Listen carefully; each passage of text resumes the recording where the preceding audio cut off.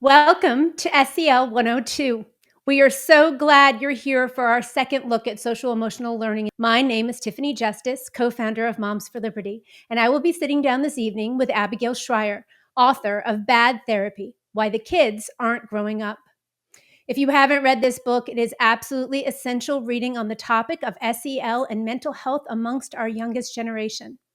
Just as her 2020 book, Irreversible Damage, helped so many to understand the gender crisis in our country, Bad Therapy will be indispensable to parents trying to understand the mental health crisis and how it is playing out in our nation's classrooms and our homes. Moms for Liberty has already done a book club on bad therapy in March 2024. It is accessible via our SEL Parent Toolkit in the M4LU resource library. Tonight, we will focus on the chapters of her book that specifically deal with social emotional learning in schools. I must remind everyone that the opinions of our guests are always their own and may not necessarily reflect those of M4LU or Moms for Liberty. And with that, I would like to introduce our guest, Abigail Shrier. Abigail Shrier is a senior fellow at the Manhattan Institute and a contributing editor at the Free Press. She is the author of the New York Times bestseller and international bestseller Bad Therapy: Why the Kids Aren't Growing Up, which was named a Best Book of 2024 by NPR. Sometimes they get it right. Her previous national bestseller, Irreversible Damage: The Transgender Craze Seducing Our Daughters, was named a Best Book by The Economist and The Times of London. Her books have been translated into more than 20 languages. In 2021, Shrier received the Barbara Olson Award for Excellence and Independence in Journalism. She holds a Bachelor of Arts from Columbia College, where she received the Uretta J. Kellett Fellowship, a Bachelor of Philosophy from the University of Oxford, and a JD from Yale Law School. She clerked for Judge Judith W. Rogers on the DC Circuit. Please welcome Abigail Shrier. Hi, it's great to be here. It's great to be talking to you, Tiffany, and it's great to be with Moms for Liberty again. Well, we're so happy to have you. Thank you for joining us again. I know when we first met, I think I was talking to you a little bit about social emotional learning, and you said, just wait, I'm working on that. So you have an ability to touch the pulse of really what is affecting American life. You're a mom too. So maybe tell us a little bit about yourself and your family, if you'd like to start, just so we have a frame of reference. Sure, I'm a mom. I have 3 kids, and they're currently 14, and 11. And there's no issue. With kids, kids are usually considered a mom issue, right? I mean, that's the mom purview. The truth is, it should be an all of us issue. There is no more important issue than what happens with our kids, how they turn out, and whether we are creating a good generation of Americans who are solid, who are strong, and who are level-headed. And certainly that's something that's preoccupied me, not only on the personal level, but also intellectually. What do I do to raise good kids and good citizens? So that's sort of how I approach things. Wonderful. So when you start Bad Therapy, and you and I've discussed this book a lot. Again, I recommend for people who want to kind of delve into the whole of the book, please go to that book club. Please pick up the book and read it. But we're going to start with iatrogenesis. This was kind of a new word to me, Abigail. It wasn't something that I was familiar with. So maybe you could talk about the iatrogenic effects of therapy. Sure. So iatrogenesis is a Greek word. It's a very old concept. And the idea is literally, it means when the healer harms. And the idea is sometimes in the course of introducing a treatment, a healer, a doctor, a therapist, whomever, introduces a harm. So you go to the ER for an X-ray, and of course you're subjected to a lot of radiation, and you can end up with problems from that. You can pick up MRSA in an ER. So in the course of treatment, we know that all treatments, no matter how good, come with some risk. And the point of the book is to point out that therapy, while it can be very good, even life-saving, also comes out with risk. So when do you not introduce therapy to your kids? Most importantly, when they don't need it, because it always comes with risks. And we can talk about what risks if you want. Yeah, let's think about that. So, social emotional learning is happening in America's classrooms Yeah, all over the country. If you watched our 101 for Moms for Liberty University members that are following along with us, you got to hear the way that social emotional learning is entering the classroom. And we had Dr. Com there joining us, a psychopsychologist, Abigail, and she was sharing that this is whole group therapy yeah, happening in the that's right. classroom. So, can we talk a little bit about the fact, as you said, here you have a group of children who have numerous things happening in their lives, and now Right. all of a sudden, they're all getting therapy in the classroom? They are.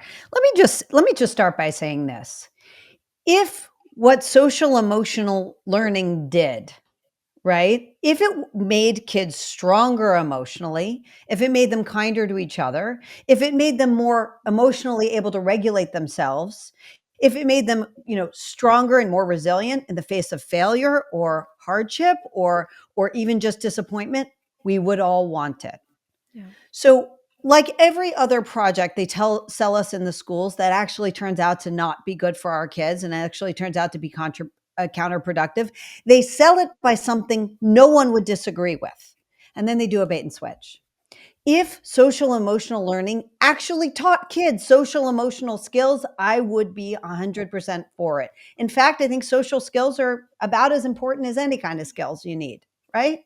The problem with social emotional learning is it definitely doesn't teach that. It doesn't teach social emotional skills.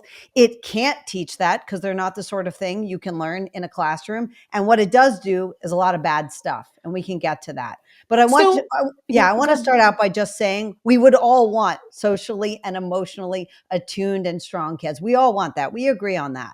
Sure. And social emotional learning has been happening in classrooms for some time. So, wouldn't it also be fair to say that we would be seeing some of the benefits if it was actually doing the work that it was supposed to? But we're seeing is the opposite, Abigail. Our That's right. kids have never been dealing with more mental health issues, have That's they? Or right. can you give us a state of the kids today a little bit? You talk about in the second chapter a young girl named Nora, and she said, I think you say the mental health establishment has successfully sold a generation on the idea that vast numbers of them are sick.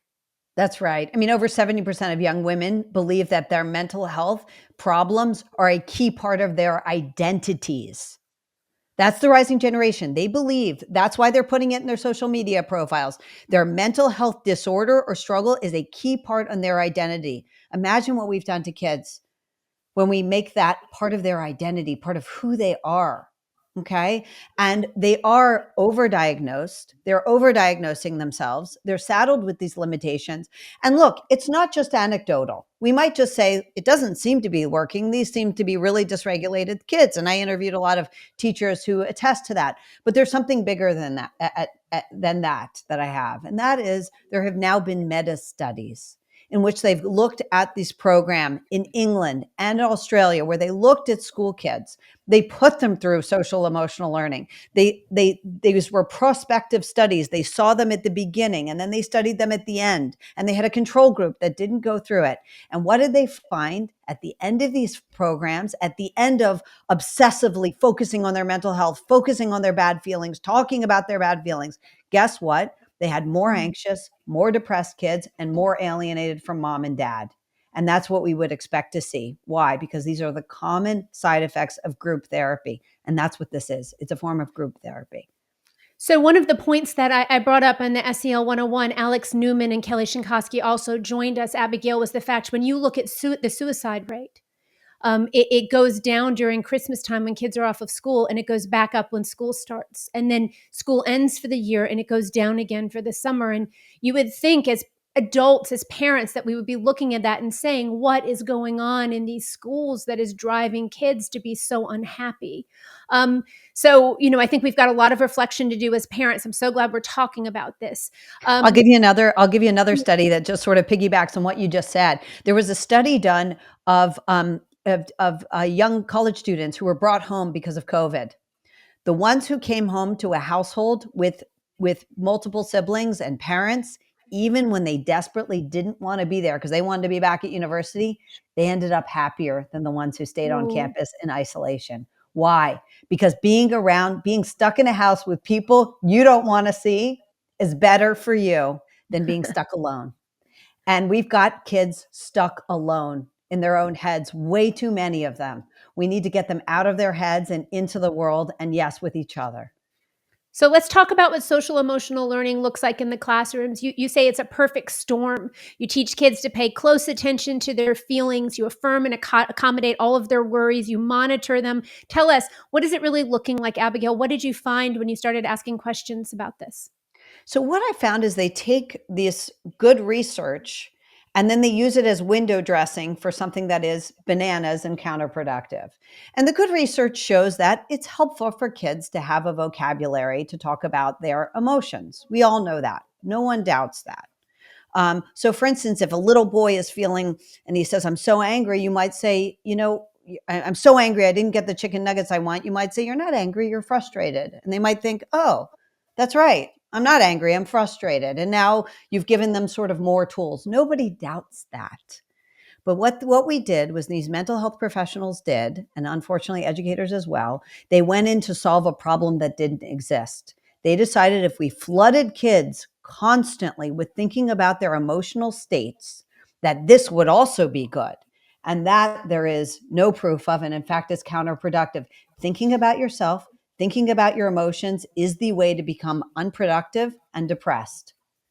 You quote a gentleman named Michael Linden in the book, and we were talking about circle time.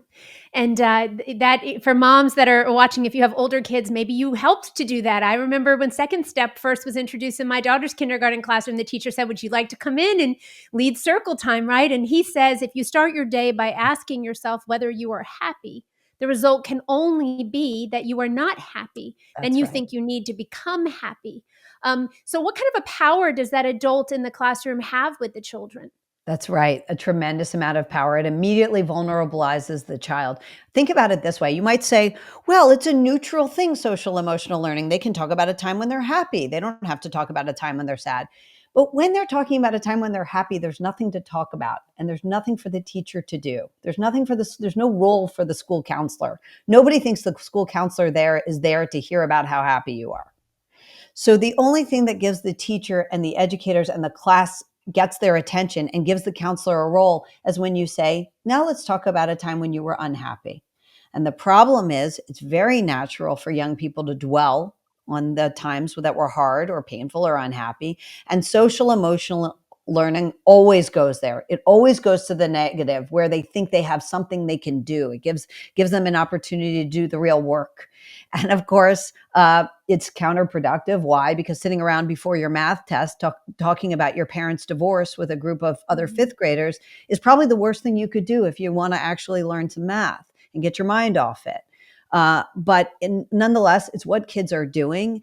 And the other thing that naturally comes up is, well, who is supposed to keep you safe, healthy, happy, secure? It's parents, of course. So it naturally tees up criticism of the parents. And that's, I think, why it's causing also alienation from the parents. And when I say alienation, some people say, well, I haven't seen alienation. Well, you might not have, right? Because here's how it comes in. It's just a chipping away of the parents' authority. Yeah. It doesn't mean they immediately say, I hate their parents, although we are seeing greater alienation in this generation from their parents than we've ever seen, much higher rates. But it gradually chips away at the idea that mom knows what's best for me. Mom's in charge. Mom is more or less doing a great job taking care of me. It's a lot to take in as a parent, right? You send your children off to school to learn to read, write, and do math. I think that's what most parents' expectations are. I don't think that a lot of parents believe that there's values clarification that's going to happen in the classroom. And certainly that children are going to be taught to subvert their instincts, which is what we see a lot when it comes to social emotional learning, right? You write in the book, subsequent interviews with dozens of teachers, school counselors, and parents across the country banished all doubt. Therapists weren't the only ones practicing bad therapy on kids. Bad therapy had gone airborne. For more than a decade, teachers, counselors, and school psychologists have all been playing shrink, introducing the iatrogenic risks of therapy to school kids, a vast and captive population. Abigail, Are these teachers being given the skills that they need in order to be doing these types of interventions in the classroom? No, and frankly, nor should they. There are way too many people playing therapist with kids. And let me just say, I'm a skeptic that therapy is ever appropriate in the middle of a child's school day. And not because I think that anyone has bad intentions, but because in general, if a child has a problem and there are kids who have real struggles who really need a therapist, having someone who takes spring break off, can't be reached all summer long, who changes the second you graduate middle school, is probably not the best thing for a child with a real need. But there are other problems too. A teacher knows all of your knows all the parents in the school, knows all of your friends, may have even met with them. The power dynamic is so great. The wonderful thing about therapy, when it works, when it's appropriate, is it's scheduled one-on-one, and the therapist is really only there to oversee one person at a time, or one young person at a time, and work with them towards making them stronger in some way, right? That's therapy at its best. But when there's someone you pass casually in the hall, when there's someone who knows the boy you just broke up with, who just broke your heart, that's usually considered inappropriate for therapists. Unfortunately, in the school domain, it's allowed. And that's where we get into these situations where the school counselors have tremendous power over these kids. And so the increase in the mental health counseling is coming fast and furious. We see even well-meaning politicians talk about, more mental health Yeah, resources, right? Everybody wants to put money into mental, because that's we are right. concerned about our children's mental health, and there are definitely red flags all over the place. But and more mental health counseling in schools is not the answer. But Abigail, they are justifying these interventions by these surveys. Parents That's Defending right. Education, I know you worked with, and they gave you troves of surveys that they were pulling out of the schools. Can you give us a snapshot of what those looked like and what your thoughts were about them? Absolutely. So in order to justify this and by the way, across the political spectrum, politicians say they think it's a no-brainer. We need more mental health care in the schools. You will hear both sides saying this. They think it can only be correct, right? What harm could be done by having teachers, counselors, and social workers in a school casually administer a kind of therapy to all the kids? Okay. And one of the ways they justify this is they give them mental health surveys. Now, these mental health surveys, many of them are put out by the CDC, but they are all across the states. Every state has them. And they are incredibly invasive series of questions about whether your child has committed self-harm, what kinds of self-harm they may have committed, what kind of drug use have they used, have they considered the following methods.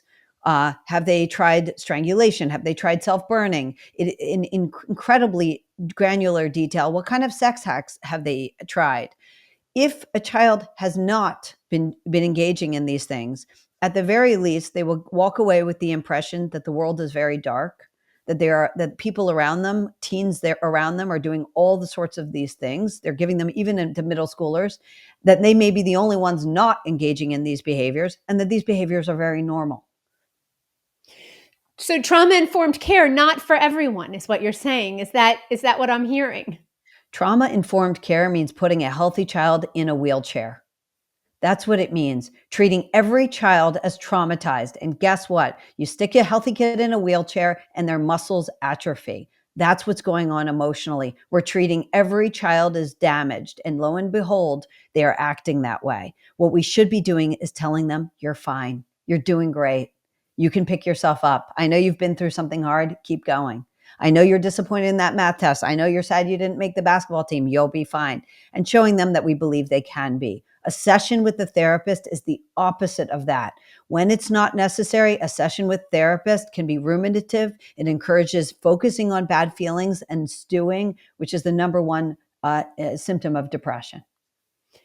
We're going to talk quickly while I have you about restorative justice. You say, and that's a subject that we're going to be covering in a subsequent month, Abigail, at M4LU, because it's such an important issue that's happening in the schools. The number one issue we hear from teachers, especially, is the discipline issue, right? And so you talk about restorative justice, and you say delinquency is up, chaos reigns, the system that elevated emotional harm to physical harm wound up excusing physical harm in the name of emotional well-being. Can you talk about social emotional learning and restorative justice and the patterns you're seeing in our schools regarding students and their behavior? Absolutely. It was a dear colleague letter from Obama, President Obama, that kicked this off in the schools. And the idea was President Obama wrote this letter to the schools and threatened the loss of funding because too many children of color were facing suspension and expulsion, in his view. And the idea is we should no longer punish bad behavior that was inequitable. Instead, we should engage in this, what they call restorative practices. And the idea is that no one is punished. They are understood. The victim is brought before the attacker, and they are supposed to both apologize to each other. It is deeply immoral. It can be traumatizing for the kid who actually is bullied. And it certainly allows delinquents to get away and keep going with what they've been doing. And that's what we're seeing. We're seeing bad behavior get worse. So, parents are left in a really concerning place when it comes to their children in school. A lot of parents do have their children in public schools. I'd love to say that social emotional learning is only happening in public schools. It's not. It's happening in schools all over the country. Can you talk about what you saw as far as your research is concerned? What percentage of parents should be concerned if their kids in a school that they're getting some type of social emotional learning intervention? It's in so many schools at this point, but it's one of those things that it sort of doesn't even occur to you until your child is being picked or is being bullied, and then all of a sudden you realize that that kid is not getting punished. You'll see that the delinquency, they get away with it, and that your child is going to be treated as if they did something wrong for not putting up with it. Very often they'll ask the child who was attacked by the bully what they might have done to provoke the bully. And that's how it is it's a therapeutic. Remember that therapy is fundamentally non-judgmental, which means it's amoral. That's the idea. It doesn't take a moral position. And with adults, sometimes we want someone just to listen and not take a moral position. The problem is with children, we always want adults to take the moral view. We want them to reflect our values and our sense of what's right and wrong, because the kids are just learning what's right and wrong. And we don't want a therapeutic approach to bad behavior. We want punishment. Yeah, I'll just say quickly, without revealing too much information, members of Moms for Liberty found out that in a school district across the nation, in fifth grade, 3 students were sexually assaulted by another student in the school. The parents were not notified, and Abigail, they did restorative justice with those 3 students and the child that had sexually assaulted them in the bathroom without the parents knowing. So it's pretty crazy what's actually happening. I would always advise parents to know and understand that you need to tell your kids to not have private conversations with other adults at the school. If What you just said is, yeah, sorry, is so it, shocking. it is I shocking. mean, it's worth sitting like just with a moment with that. The thing that gets parents is they always expect that the adults on the other side in the school to be reasonable people with good sense who are decent and will respect their home. They will not do that, unfortunately. They are not doing that far too often. And so you have a child, God forbid, you have a child who's sexually assaulted. The first person you need to inform is the parents, That's right. right? But the parents are treated across the board, whether it comes to gender ideology or social emotional learning, they are treated as suspect, if not the enemy or the abuser.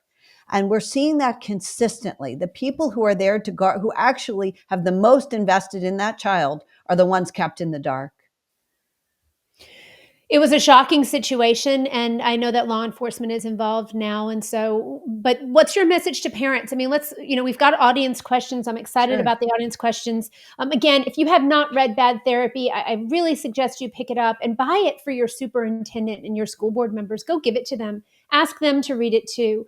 Um, Abigail, what always strikes me when we're talking about a lot of these things, I want to talk about parenting at the end. I want you to give some advice to parents, but I just want to kind of talk about root issues for a second. Everyone talks about taking the phones away in school. I'm a proponent of phones away in school. I don't think kids should have phones out in the classroom. I don't know how I feel personally about the government taking control of my private property. However, I think that we have a discipline issue in the schools. If the teacher can't stand in front of the classroom and command the respect of the students to listen to her about put your phone away or what have you, we have a real breakdown in the relationship and the authority that the teacher has in the classroom. And so the root issues when it comes to social emotional learning, we do have children who are dealing with a number of different mental health issues. Schools are intervening. What should parents be doing as schools are intervening? And I wonder, in writing Irreversible Damage and seeing some of the interventions that the schools were taking around the gender identity issues, which stems, of course, from mental health distress in the child, what parallels were you drawing when you were writing Bad Therapy? One of the clearest things that became clearest to me is that parents had lost their confidence that we knew how to do this thing that was raising our kids. There's been a profound loss of confidence. And I'll tell you something else, and I want everyone to know this. We know how to raise good kids in this country. We have been doing it for generations. Okay? If you want to know what the right thing to do is, ask someone who's done it, not a parenting expert. Someone who has raised good kids to adulthood, your parents, your grandparents, ask somebody who has raised good adults. They will have more sense than any parenting expert.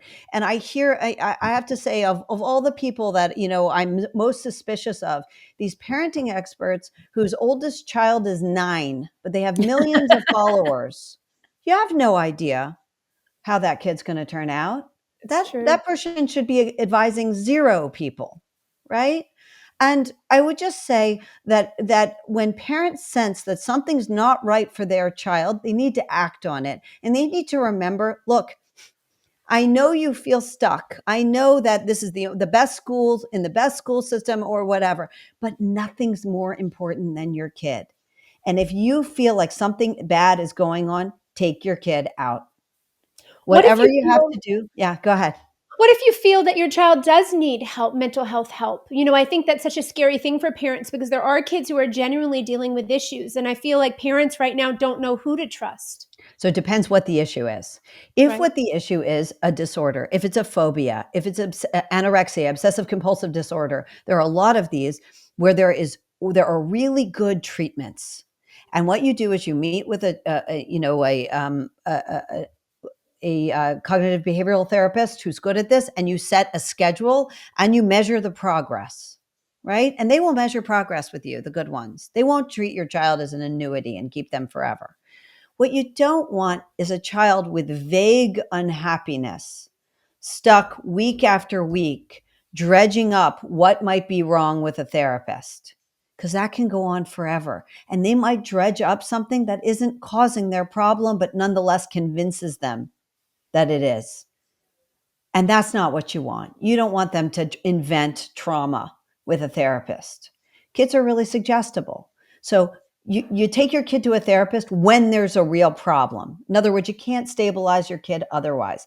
How do you try to stabilize your kid otherwise? Give them a good life, which means get them out of the house, get them involved in community, get them involved in exercise, get them involved in activities outside of the home where they're seeing other people and being productive. Teach them a skill, get them a job. All these things are really good for kids.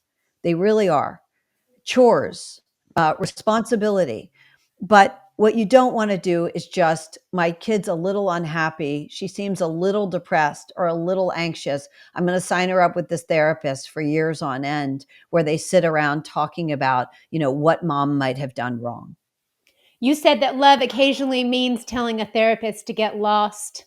If your school has intervened with your child in some way and you believe they're interfering with your child and your ability to parent your child, some advice for parents on how to approach that school in conversation.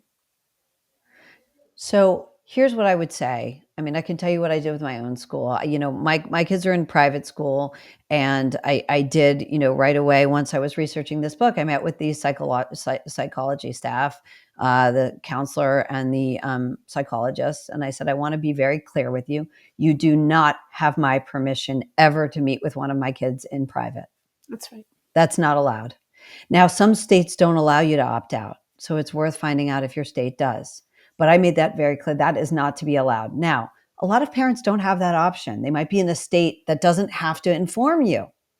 And they're always telling you to come meet with the school counselor. I have literally talked to parents where the school counselor was helping this very confused young boy. He was a sophomore in high school.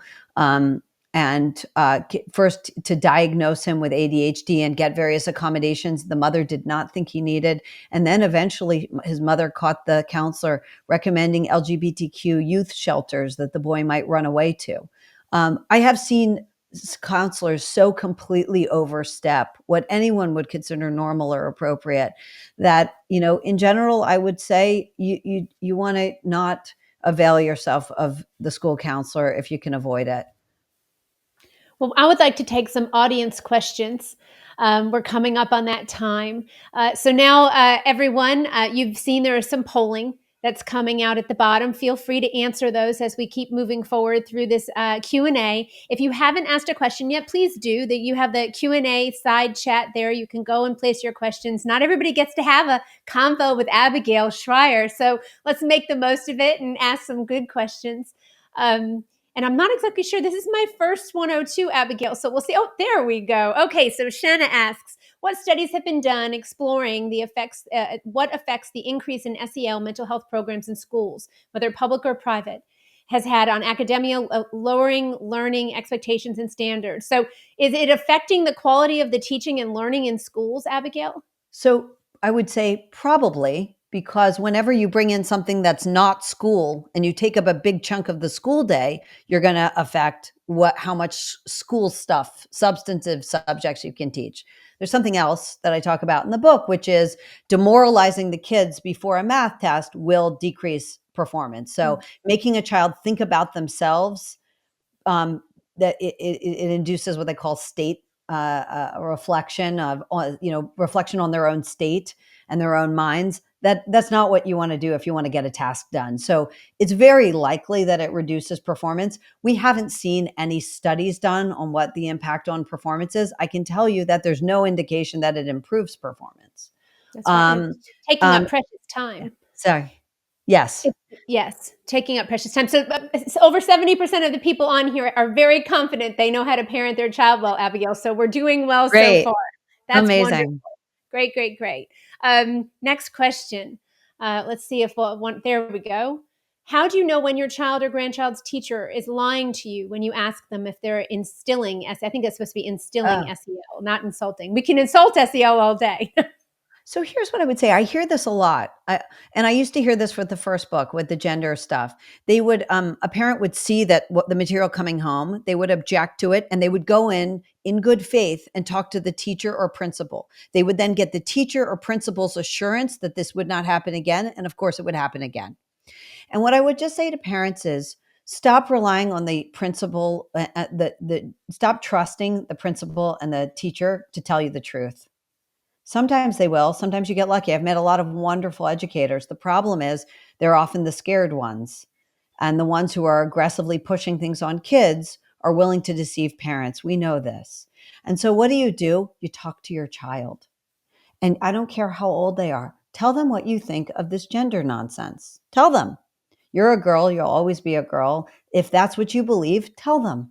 If you give your child your values, if you tell them what you think, that will have a big impact. And then they'll be able to report back to you on what was done and you can talk about it with them. But too often parents, I think, are a little shy about instilling our own values in our kids, and we shouldn't be. That's our job. I think public school and public education has also done a good job of making you think that maybe you're just not smart enough to be the Yeah. expert. Right? This idea that like, oh no, don't worry about this. Don't try to do the math homework with them. You don't understand, right? What we're trying to do here. You just stay out of it and we'll handle this aspect of your child's life.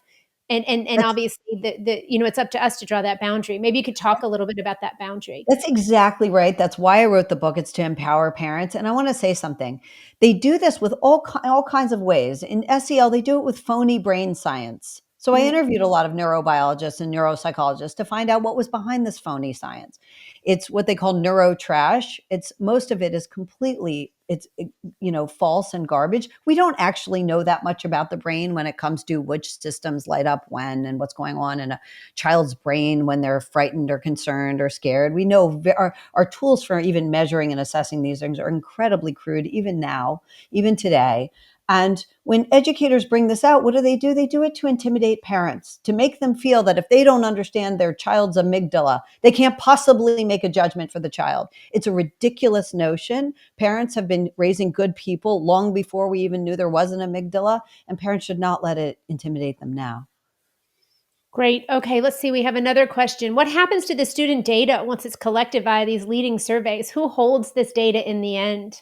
Great question. I don't know. A lot of these are private services. They promise they have independent contracts with the state. It's not even clear if they're covered by the same statutes that normally protect student privacy. And every once in a while, they're hacked. This happens.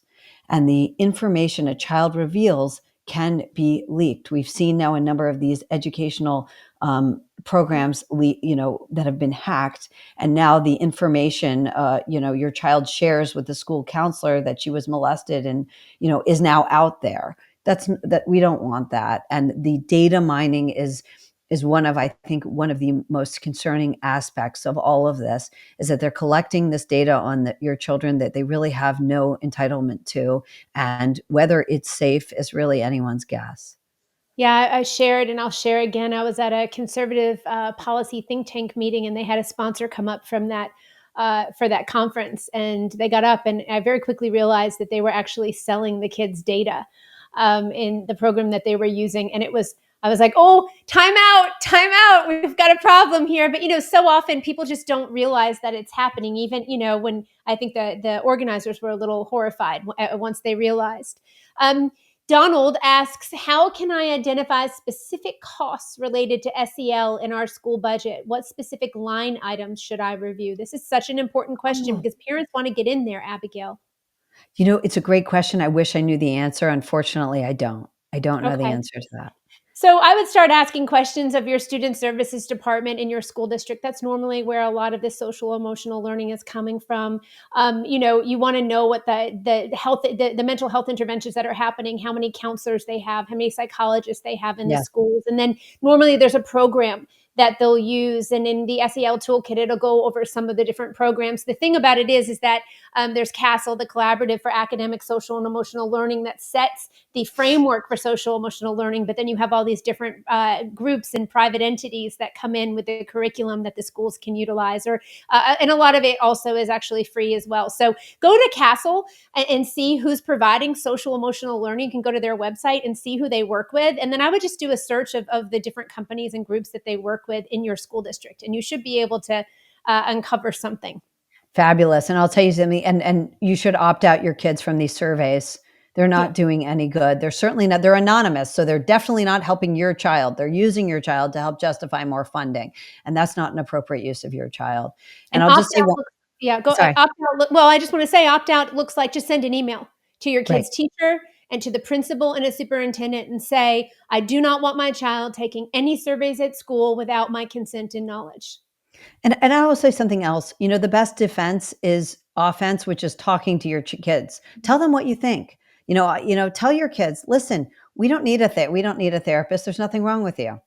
That's for people who have, troubles. You don't have them. You're fine. Now, if your child has a problem, if they're anorexic, by all means, get them treatment. That's a different category.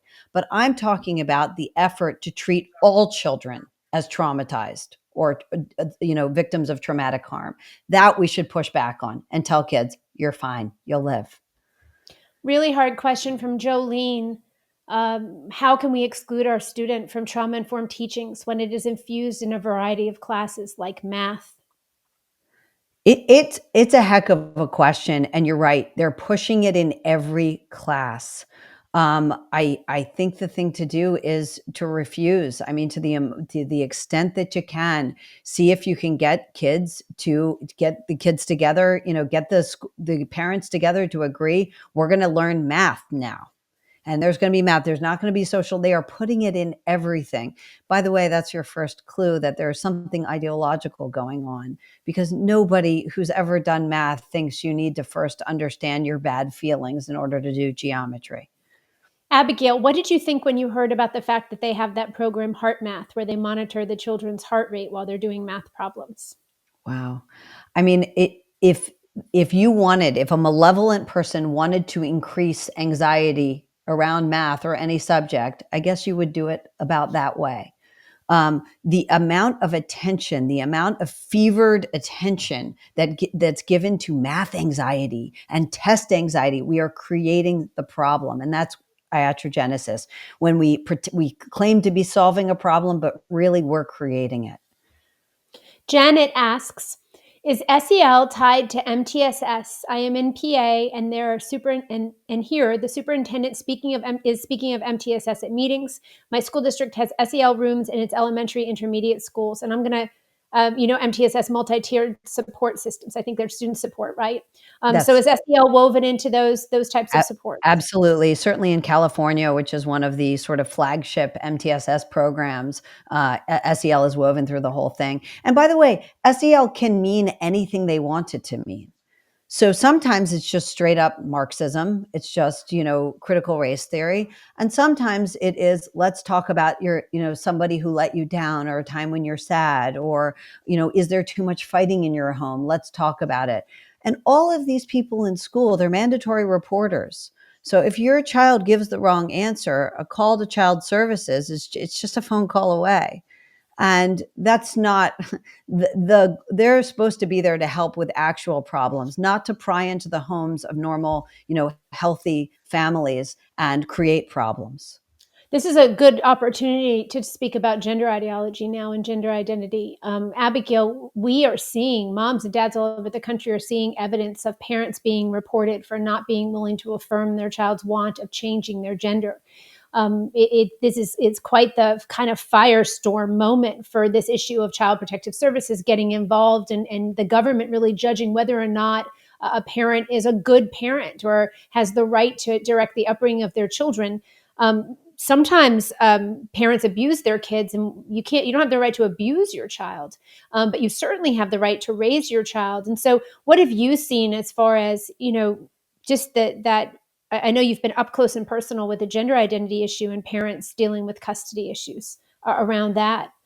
The number of horror stories around CPS are unending, Child Protective Services.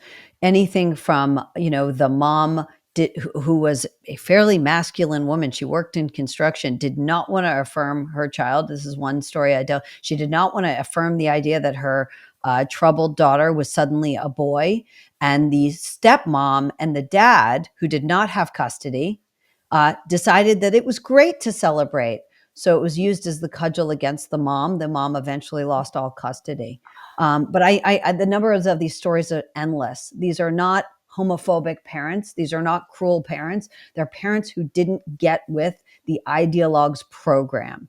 And yes, you can lose that's enough to get a call from child services and a determination that you're not a fit parent. This is a really good next question, Abigail. The question is all tier 1 SEL in the classroom considered psychotherapy? So I know parents are kind of wanting to parse out, right? What are the things that are over the line, and where is the normal role of the teacher in helping the child to recognize how to handle their anger in the classroom? For example, Johnny, it's not okay when you get mad at Susie to hit her. When you get upset, you need to use your words and we need to talk, right? So where's the line Great for the question. teacher? Here's Yeah. what I'll say. Like sex ed, it's gone so completely off course. I'm not sure that we can trust schools to teach it anymore. I mean that. I'm not someone who's against teaching kids about, STIs and whatnot. There's a certain level of sex education kids need. The problem is it's very obvious we can no longer trust the public schools to teach that, because what are they teaching? They're teaching anal play and the like. So with social emotional learning, I would say that get back to the basics. If a teacher is saying, we don't hit, you will go to the office. If you're angry, it depends on the age, right? If it's a 5-year-old, you have a different response. But There's no reason that normal acting out and bad behavior requires a social emotional lesson any more than it did a generation ago when kids were much better behaved and schools were much better run. What percentage of the day, Natasha asks, do you believe on average our children are subjected to on a daily basis of social emotional learning? That's a great question. I don't know. It does. It's going to vary by school, but it's a lot. They're talking about their mental health, as you just said, in everything from math class to history class. Everything's a time to talk about victimization and empathy and how that makes you feel, and everything is an opportunity to break your kids down because if you vulnerabilize a population of kids in the middle of the school day, that's what you're doing. You're breaking them down when they need to be strong. And yeah, kids need to be strong for school. It's hard, it's demanding. You have to get around along with all these other people. We want to build them up. So sitting around and talking about their pain is the opposite of building them up. Let's see, we have one more question. What are the qualifications to be a school mental health specialist? I have heard that many schools are hiring unqualified personnel. Who is giving our kids psychotherapy at school? I think this is kind of twofold. So, what are some of the qualifications to be someone who deals with children around mental health in schools? And then, the question also becomes, should it be happening at all? Right? Right. So there's it depends on the state. The state accredits them. School counselor is the easiest to get, and it can be as little as a year degree and a year long degree, and of course that degree is going to be mostly in leftism, unfortunately, in all the mental health professions. What they're really teaching now is a form of Marxism, and that's what supposedly accredits them. Of course, there used to be things like social work school, which actually taught the subject, but today they're also woke. It's a question of what they're actually teaching during that very quickie accreditation. But the problem is then they go in and they're ready to play savior to your kid. I'm of the view, look, do I think that therapy can be very helpful and very useful and even life-saving? Yes. But I'm of the view that we can no longer trust the schools in this area. Why? Because they're going out and looking for problems. They're creating traumatic experience. They're looking for it. They're hunting for it. And that's not how you help someone. You don't create the mental problem. You wait and see if they are having distress and then you address it. That's not what the schools are doing. So, how do you bring this topic up to your young children? Someone asks, how do we prepare them for what they will likely encounter? And Abigail, I'll tell you, I see social emotional learning as a programming mechanism. That the school kind of readies the child to be able to take in a lot of different types of information by breaking down those boundaries and those instincts, by driving a wedge between the parent and the child, by keeping secrets with the child, Right. right? Which that's stranger danger. Anybody who tells you to keep a secret from mom, mom and dad would normally say that's not okay, and here we have the government doing it. And That's right. social emotional learning, again, when you tell your kids, if you have that funny feeling, if you think mommy's not going to like what you're going to do, then you should stop and think about that, right? I remember having that conversation, and schools instead are telling children, when you get that funny feeling, maybe that's a you problem, and you need to subvert that instinct. So how are you readying now? I mean, they're teaching 5-year-olds now in school that they could have been born in the wrong body, right? That's That their right. parents might have been wrong about something so basic as their biological sex. And so how do you handle that as a mom? What would you do knowing this information now? So a few things. One is if they're having a social emotional learning lesson, tell your kid, bring it home. I want to see it. And very often they will stop your child from bringing it home. And you say, I want to see that. Anything you're putting in front of my kid, I have a right to see. I'd like that lesson to come home. Oh, we don't send these books home. Make sure you get that lesson. See, and then you can talk to your kid about it. But there's something proactive you can do as well. Tell your kids what you believe about all sorts of things. If a child if you hear them saying, I can't, that's my anxiety, say, you don't have anxiety. You don't have an anxiety disorder. That's just worry. It's just nervous. Everyone gets nervous. It's no big deal. Okay. It's not anxiety. Oh, I I feel depressed. remember, That's not yeah, depression. Yeah.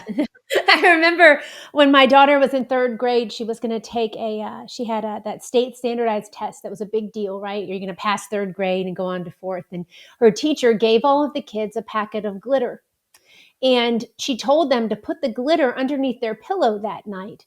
And it would help them to do better on the test the next day. Well, she induced all kinds of anxiety. My Right. daughter had never worried about a test before. That's Now right. she's having her put glitter under her pillow like some magic wish to do well on a test. And I just said to her, listen, everything you need is inside of you. And, you pray to God to give you support and help on your test tomorrow. You don't put glitter underneath your pillow. Besides the fact, it's like a breathing hazard. You shouldn't put glitter under your pillow, right? But here's this teacher doing something so well-meaning, but it's really going against the values that I have for my child.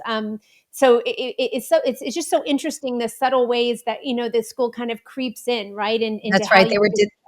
They did something really similar in my kids' school. They said, your kids are taking the ERBs. You may want to write them a note to tell them that it'll be okay so that they don't get nervous before the test, which is, of course, the way to induce nervousness or anxiety before a test. So I told the kids, we're not doing that. You're going to be fine. It's a test. It's no big deal. And I would just say, I would encourage parents to do that. Don't let them make your kids crazy. Okay. They're going to talk to them about social phobia, testing phobia, all this stuff. You could just tell them it's nonsense. People take tests all the time. It's fine. It's no big deal. It's Which test brings what us you want. just brings us to the next question. Why is it so hard now to raise kids like the old ways that our parents raised us? One is called old fashioned, and that I need to be more flexible because it is a different generation. So is that the case? Is it a different generation, or do we need to go back to the good old days when parents told their kids no every once in a while and set up some boundaries? I think it is a different generation, but we made them different. We Mm. we forgot to give them the things that all kids need. They need time outdoors, they need physical activity, they need chores, they need a feeling of responsibility. We don't expect very much of them. They need expectations. They need work, they need efficacy in this world, right? Feeling like I can do this, right? And if you give your kids that, if you give them community, if you give them extended family, all these associations, the neighborhood kids, if you give them independence, then they're going to have a lot less of the random anxiety at the world. And that's what we're doing. We've got these kids who've basically been raised like the boy in the bubble, and they're going out into the world and they're filled with anxiety because we didn't expose them to it enough. And yet we put phones in their hands, which expose them to the darkest alleys of the world. I saw someone say that, and we're going to be talking, we're going to be watching The Coddling of the American Mind. We're reading The Anxious Generation. So we're really diving deep this month in M4LU on these issues of our children's mental health and how we can help to improve their lives. I saw a question here by Robin. She said, Abigail, thank you for your incredible book. What is the moment that made you decide to begin this 2-year pursuit of knowledge on kids' mental health? Wow. Well, what I wanted to know, I started with a question. I always start a book with a question. And my question was, why was the generation that had had the most therapy, the most psych meds, the most diagnosis, the most social emotional learning, the most coping skills, why were they also the most depressed, anxious, and dysregulated? And why didn't they want to grow up? Why weren't they thriving? No one got more therapy than this generation. Over 40% of them have already been in therapy. By 2016, 1 in 6 kids between the ages of 2 and 8 already had a mental health diagnosis. We were diagnosing them like crazy and treating them like crazy. So they should have been the picture of wellness. So why were they the picture of despair? And I wanted to know, and like a lot of things, we were causing them these problems. We were really producing, the result for them. And we needed to sort of undo that.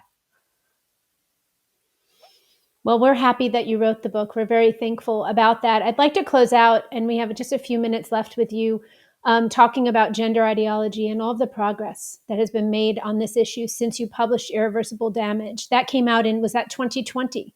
2020. 2020. And so now we find ourselves in, January 2025. You have the president of the United States who will be, president-elect, who will be inaugurated in less than a week, who has said he will stop the transgender insanity that is happening across every facet of American life. What were your thoughts when you first heard Donald Trump say that? I mean, it's amazing. I would just say that the one group that I believe the most in this country is American parents. And American parents saw the problem. They really raised their voices. They went to school board meetings. They spoke up, and they produced a lot of change, or a lot of good change. They were the alarm. And anybody else can be bought off, but not American parents. And I just keep doing it, keep watching out for your kid, and we can for your kids, and we can fix a lot of problems in this country.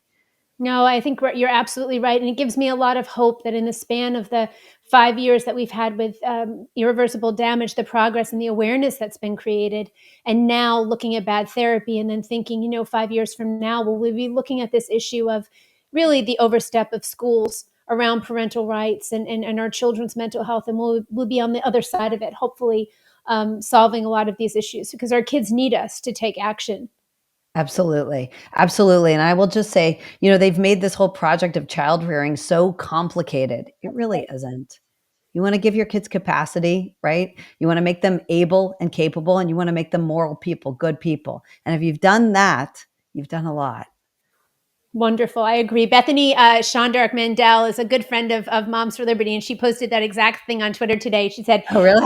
I think parenting is being made too complicated. If you think it's really hard, you might be doing it wrong. And the truth is, kids need love and support. They want to be involved and learn about all of the things that you do, cook with them, do woodworking with them, right? Bring them around you and the things that you're interested in, and they love to be a part of it. So Abigail, we just really love and appreciate you at Moms for Liberty. We enjoy reading your books. Can't wait to see what the next one will be about. But for now, I really urge everyone to go out and to get bad therapy and read it if you haven't read it yet, and give it to your friends as well. Abigail, your knowledge and insight this evening was awesome.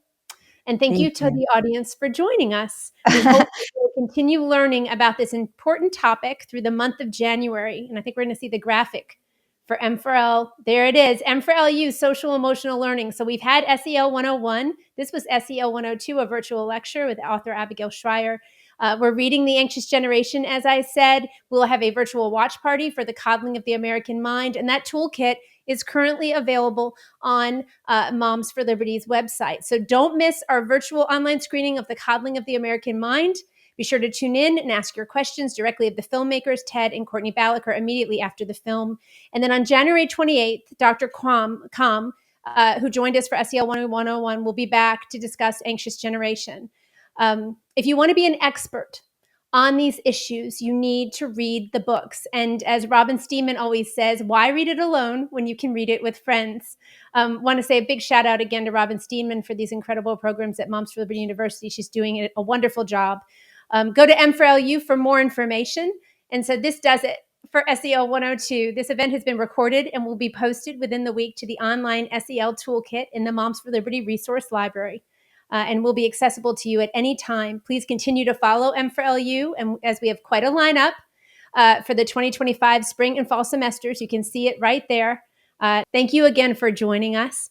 As was famously said by James Madison, the advancement and diffusion of knowledge is the only true guardian of liberty. That is the mission of M4LU. Have a great night. Thank you, Tiffany. Thank you. Thank you, Abigail.